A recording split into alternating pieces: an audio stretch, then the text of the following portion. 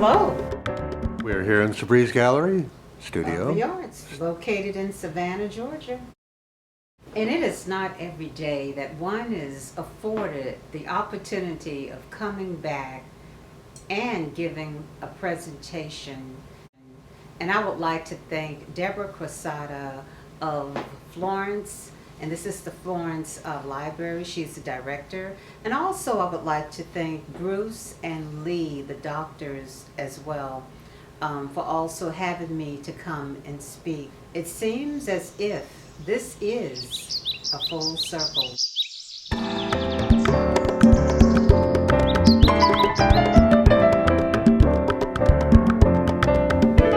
I am Patricia Elaine Sabree, to most Sabree, and I was born and raised in Lake City, South Carolina. Lake City is a small town within the county of Florence, South Carolina. I come from a family of 15 brothers and sisters, and there was a small area, and it was called Roper, South Carolina, which was on the outskirts of Lake City. And from there we did cotton and tobacco, cucumbers, watermelon, we did corn. Now, we did not do the rice, but let me tell you, we certainly ate a lot of rice. One of our favorite pastimes was going fishing. So you'll see in a lot of my paintings that I have people near the water fishing, and one of my pieces called Sun Rays, where the sun is the one who is actually raising the awareness of the Father to be more or less present in this beautiful moment. And so with this video, you'll be seeing pictures of my recent works as well as some works from the past. And you'll get to see the different assemblages and materials that I actually use. And most of my pieces do come with a story, because after all, Goa is about the storytelling. And oftentimes the stories are based around the land as well so as the water. And we are descendants from West Africa brought to the coastal area. But Lake City is inland, and most Gullah people today are inland. And now I would like for you to take a look at some of my beautiful Gullah artworks.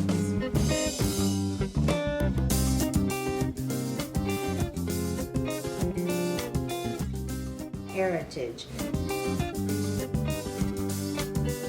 We all have a heritage, we all have a legacy that we would like to hold on to, traditional things that we do. And so in the piece is a big tree, and this big tree is made up of pine cones. And I took each individual pine cone apart in order to put on the tree. In the picture, I have my brothers and sisters who are in this physical form, and also the 6 others who have passed on. And the tree was like a living playground. And we would toss different pecans at one another. We also would take the pecans to the market, and we got paid for it too.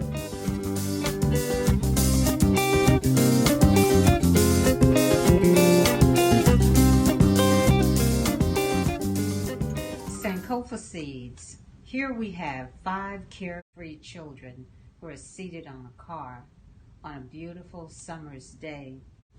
These kids are reminded of how important it is to remember their heritage, remember their parents, and remember how important it is to always look back to give back. We'll elaborate more on the Sankofa seeds and the Sankofa bird later on in the video.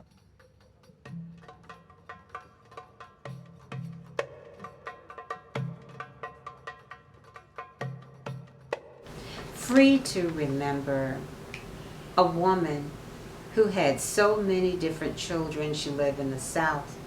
She was married. She had such a great relationship with her family, her children, her husband. She was a very hard worker, but now she has passed on.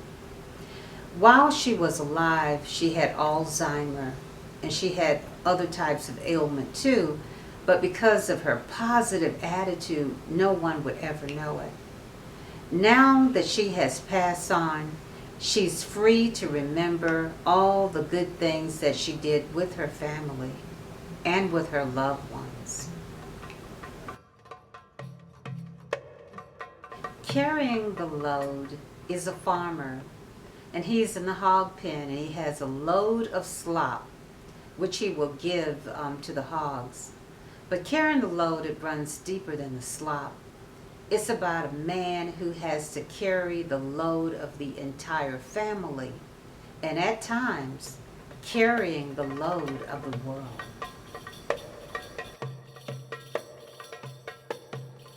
Old Chick, a little girl, is on the farmland, and she watches the baby chicks. And another name for a baby chick in the Gullah term is called biddies. And so she keeps watching the hen with her little biddies. She says to herself, one of these days, I'm going to go out into that pen, into that chicken pen, and I'm going to become the mother of the biddies. I'm going to love them. I'm going to feed them. I'm going to take care of them as if they were my own little biddies. So one day she got brave, and she went out into that chicken pen, and she was bending over in order to feed the little chick. And all of a sudden, here comes this raging hen, and they lock eyes. And all the little girl could say was, "Oh, chick," which is a softer word for the other word, if you know what I mean.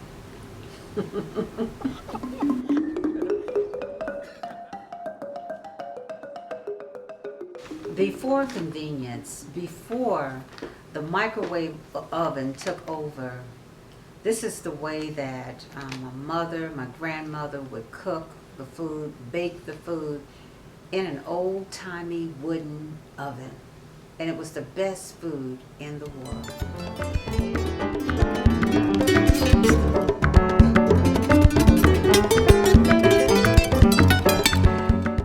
Rice is life. Had it not been for the rice, many families would have not had a nourishing meal. Rice is healing. Rice is spiritual. Rice cleanses.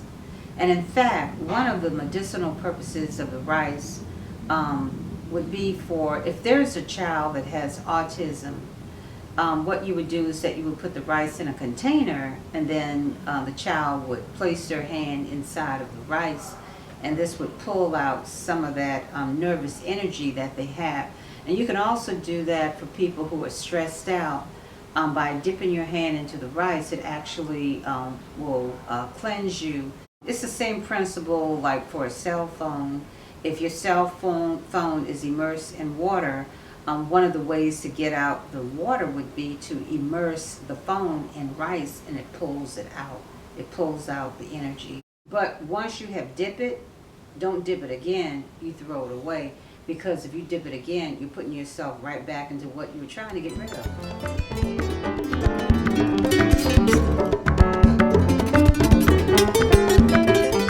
Approaching the finish line, this is a classic piece of where you see a woman is doing the laundry, but her husband is sitting next to the tree. Some people have said, how come the man is sitting and the woman is working?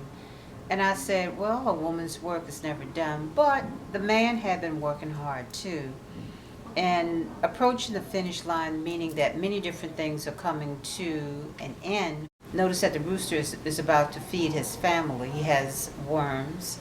The woman is almost finished with the laundry, but the man is also getting closer to the woman who he loves. So it's called approaching the finish line.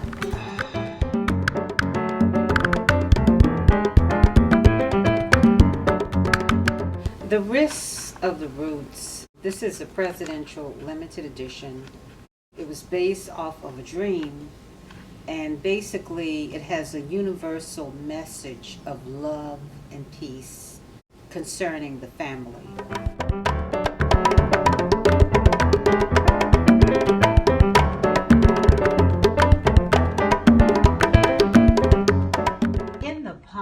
of his hands. Many people may not realize this, but there were some of the basket weavers who would actually sit in the top of the tree and they would weave the baskets.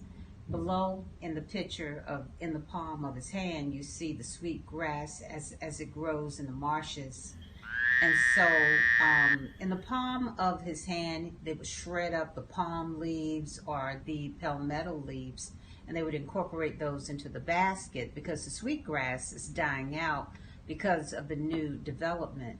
So in order to keep the culture going in terms of basket weaving, many of the basket weaver resort to doing this. And also they use pine needles as well in the palm of his hand because he's at the source.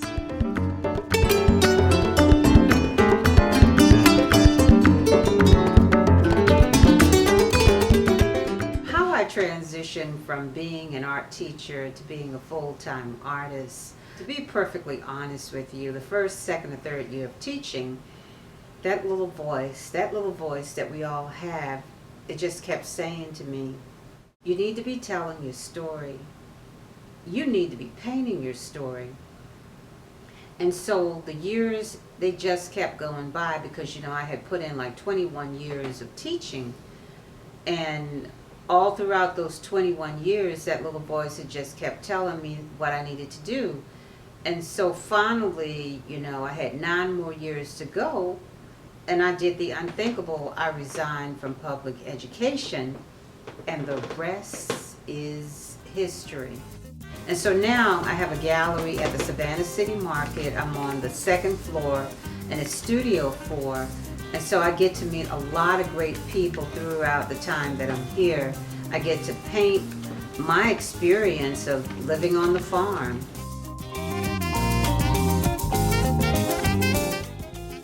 When you see my artwork, you'll see a happier side of the Gullah people because another name for Gullah art really is happy art. And people can tell and people can feel it and they can also see it.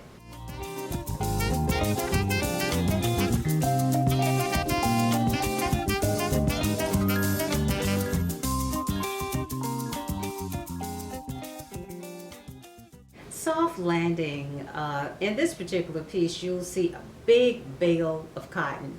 And so a little girl with a lavender top on is just jumping in the top of the bale of cotton.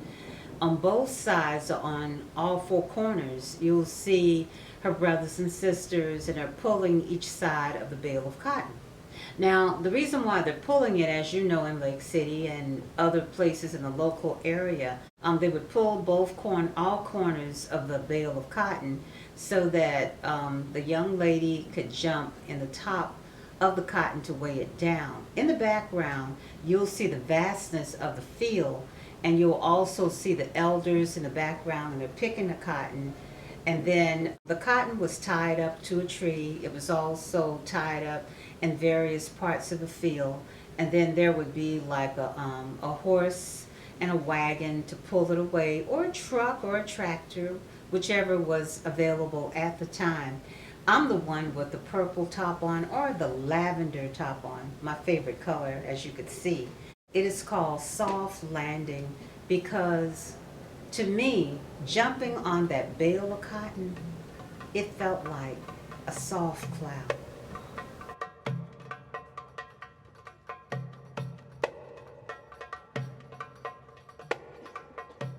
Carolina Gold, yes. Carolina Gold, I won an award for. I think this was in 2018. And this is a picture of where the different, you would say, workers were in the field and they were harvesting the rice. And rice, is one of the golds of the South. Cotton is also gold and rice is also gold. But rice brought in more money to this economy than any other crop. And that's why it's called Carolina Gold.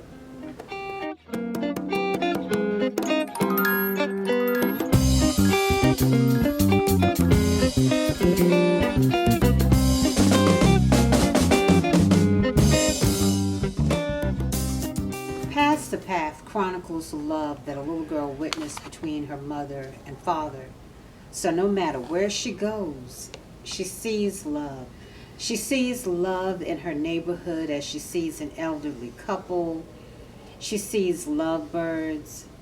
And you get to see what awaits for her on the other side of the river. And Past the Path is also a featured artist piece that I had won in 2013 through Hilton Head Gullah celebration. So that is a very special piece for me. And this particular image was also made into a book, a children's book that my daughter and I created, Past the Path.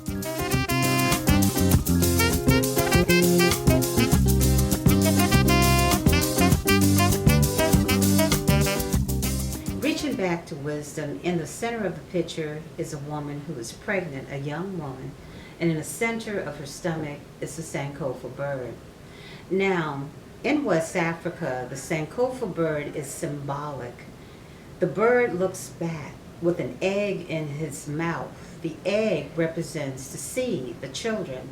And so basically what the Sankofa people or the West African people are saying is that the children should always look back to say thank you to their ancestors for paving the way for them to have a better life. Always look back to give back. And so on both sides of the picture, to the left and right, you'll see the family members are cheering her on. One lady is gifting her with a quilt. And we all know that the quilt, they tell many, many different stories. And then another has a basket of fruits. All around her, you'll see the shooting stars, because this baby, this beautiful baby that she will have, he will be or she will be a powerful force. And the skyline has been subdued to create the magic of the baby.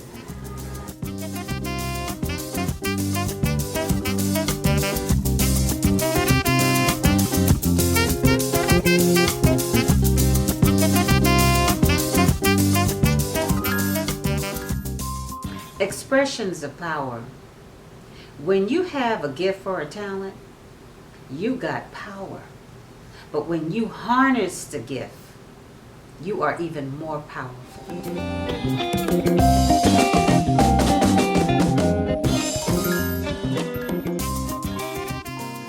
We're talking about heaven and earth. Heaven, because a tree branches, it reaches up to the heaven, but yet it is rooted in earth. And also, in the picture, there is a young couple, and they're being wedded. And on both sides of the painting, once again, we have the family members who are cheering them on. This painting is also about the love of the couple and how deeply rooted their love is. Their love is so deep that it is rooted as deep as the tree. We're talking also about uniting the families of the heavens and also uniting the family of the earth. And we do live in both worlds.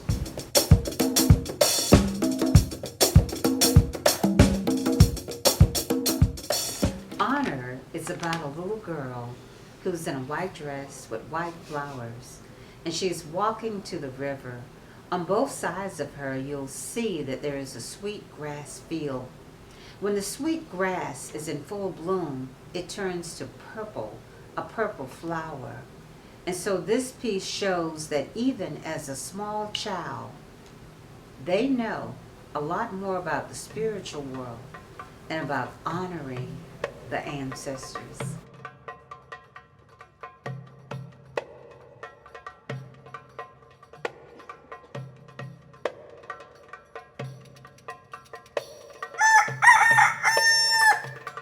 Harunye, harunye maruna, harunye, harunye marunya, harunye, harunye marunya.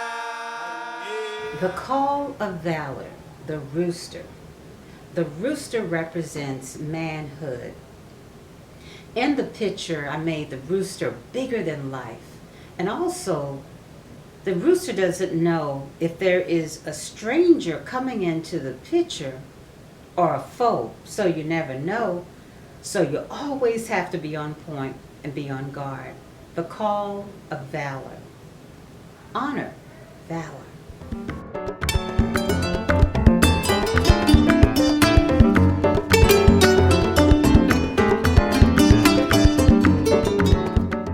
A river that grows. This painting is a 36 by 48, and I use real rice. The rice, as we stated before, was one of the goals of the South, in fact, of the United States as well. A river that grows because in most cases you need a lot of water for rice to grow.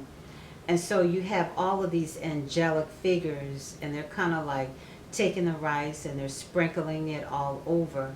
Rice was the saving grace for many people, especially of the South. The main reason why it is called a river that grows, because rice is considered a form of cleansing, just like water. And many of the ancestors would actually have a lot of rice all around themselves, and they would bathe in the rice. They would cleanse themselves in the rice, just like how you would do with water. And what happens is that it will actually create a glow. So when you see a river that grows, you will also see that there is light all around the people, because they are glowing after they are being baptized, cleansed, purified. A river that grows.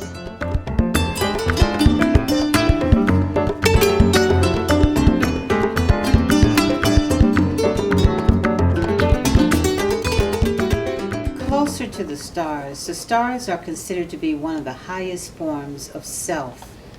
Some people may call it God, but God is a star.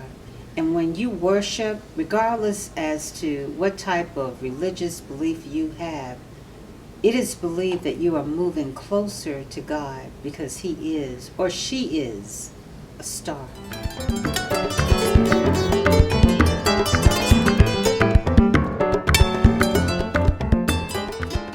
Gratitude, here in hand, you'll see a woman, and she has a container of sand.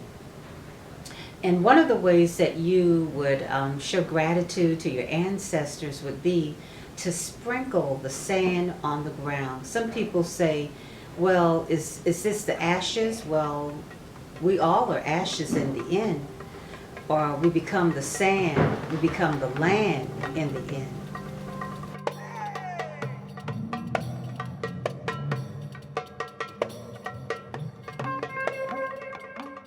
Okay, in pot of gold, the emphasis here is not so much on the rice, although it is important. The emphasis is on the basket weaving. It's one of the traditions, one of the craft in the Gullah culture, with the sweet grass basket. And so it was sturdy. In fact, if it rained, the rain actually made it more durable, very lasting. In fact, basket weaving is everlasting and can last longer than a person's lifetime.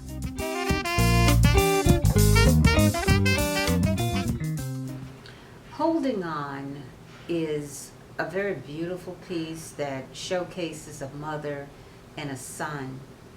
And it is the relationship that a son has with his mother that teaches him how to treat a woman.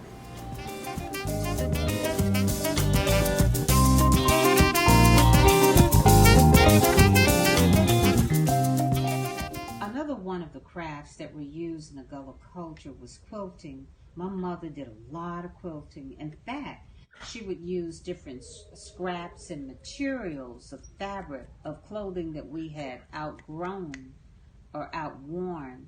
And so it was kind of interesting to be wrapped around in the quilts and knowing that, okay, was my dress, this was my pants, or this was a top that I had.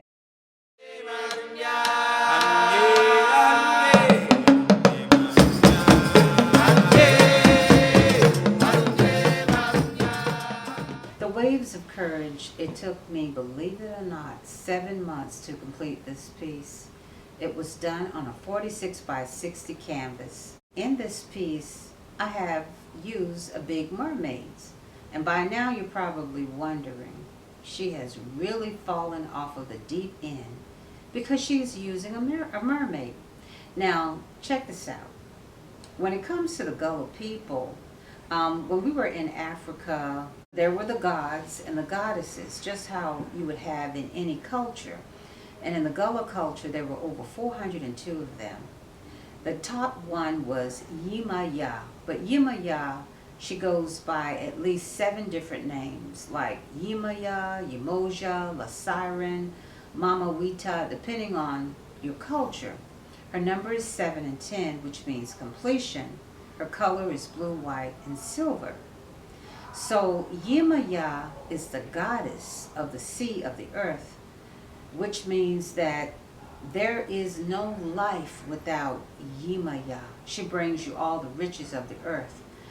But the thing about Yimaya is that she is pardoned towards women, particularly women with children. Not that she has anything against men, but she says that a woman should stand her position in life. And so she is so amazing and so phenomenal until many big companies are using her as a logo. One such company that you know of very, very well, and it deals with coffee, that's right, Starbucks. She is the two-tailed mermaid that you see, the West African goddess, Yimaya.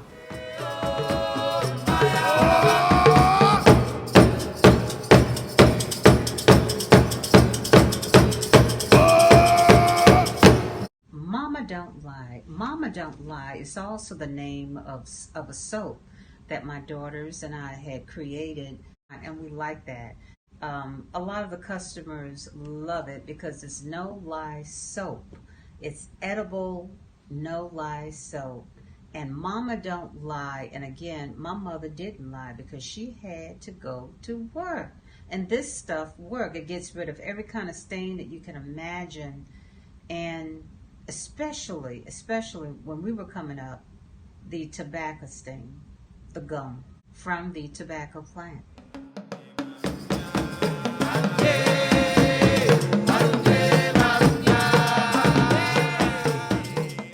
Mama Don't Lie.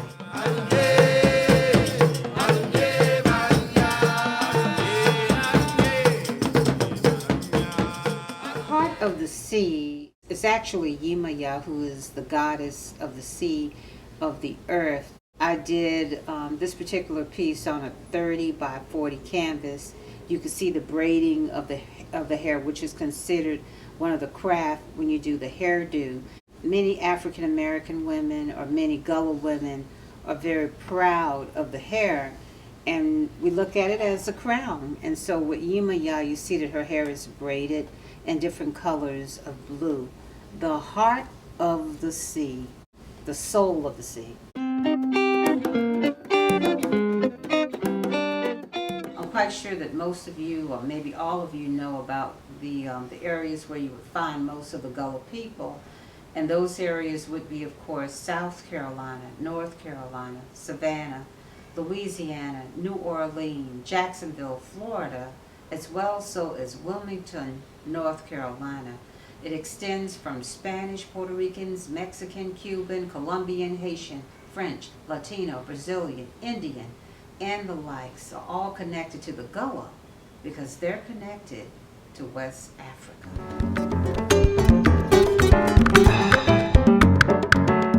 I welcome you to come and learn more about the Gullah culture and our other resources. Check out the website, the gallery, additional experiences with the Gullah culture. Website www.sabreesgallery.com.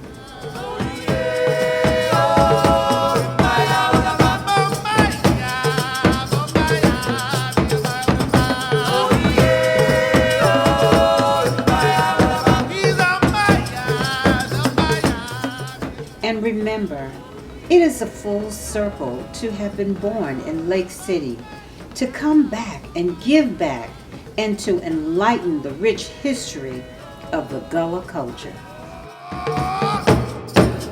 Thank you.